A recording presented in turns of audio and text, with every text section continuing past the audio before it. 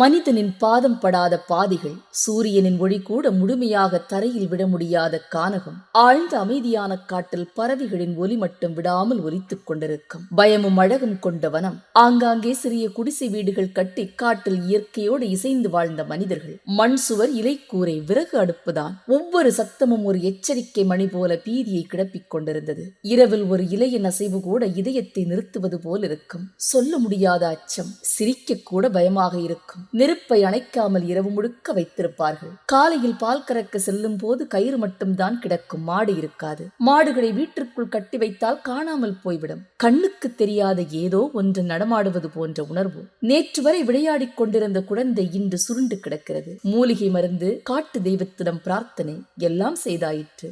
ஏதோ ஒன்றை எங்களுக்கு சொல்லும் அறிகுறி போல் தோன்றியது. தூக்கத்தை கலைக்கும் பயங்கர சத்தங்கள். குழந்தைகள் பயந்து தாயின் மார்பில் போய் ஒழிந்து கொள்வார்கள். வெளியே வந்து பார்க்க கூட தைரியமில்லாத நிலை. காட்டின் கோபத்தை தணிக்க என்ன செய்வது என யோசித்துக் கொண்டிருந்த நேரத்தில் ஊரின் எல்லையில் ஒரு பெண், கண்களில் தீப்பொறி, ஆனால் ஒரு விதமான அமைதியுடன் வந்து நின்றாள். ஒரு நிமிடத்திற்கு கானகம் அமைதியானது. கனத்த குரலில் ஒரு அசிரீரி ஒலித்தது. இந்த கானகம் உங்களுக்கு வாழ்வாதாரத்தை மட்டும்தான் கொடுக்கிறது. உங்கள் பயம்தான் உங்களை ஆட்டி படைத்துக் கொண்டிருக்கிறது என சொல்லி மறைந்தது. உடனே காய்ச்சல் விலகியது. தொலைந்த மாடுகள் திரும்ப வந்தது. அடுத்த கணம் அவள் உருவம் மாறியது. புயலாக பறந்து கொண்டிருந்த முடி, சூரியனைப் போல ஒளி வீசிய கண்கள், கழுத்தில் மண்டை மாலை, கையில் திரிசூலம். நான் பத்ரகாளி என்ற குரல் பூமியே அசைப்பது போல் ஒலித்தது. இது என் இடம், நான் உங்களுக்கு காவலாக இருப்பேன். மக்களின் கண்களில் கண்ணீர் வழியத் தொடங்கியது. கண்ணை மூடி கானகத்தில் மறைந்திருந்த தீய சக்திகளை வெளியே கொண்டு வந்து அழித்தாள். கல்லாக மாறி அதே இடத்தில் குடிகொண்டாள் அம்பிகை.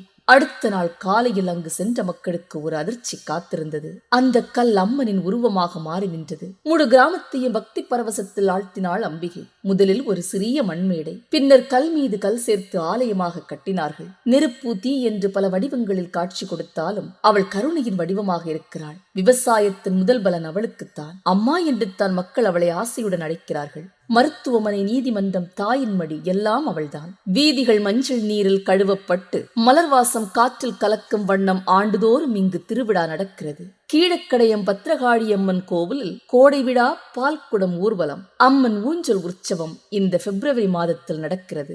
சர்க்கரை பொங்கல், வெண்பொங்கல், பாயசம், தேங்காய் வாழைப்பழம், வெற்றிலை பாக்கு, எலுமிச்சை மாலை, கருப்பு கொண்டைக்கடலை, குங்குமப்பூ சேர்த்த பால் என்று நெய்வேத்தியமாக படைக்கிறார்கள். விவசாயம் செழிக்க, மனக்குழப்பம் நீங்கி தைரியம் கிட்ட, அநியாயம் நீங்க, பாதுகாப்பு வேண்டி இந்த அம்மனை மக்கள் நாடிச் செல்கிறார்கள். நன்றி.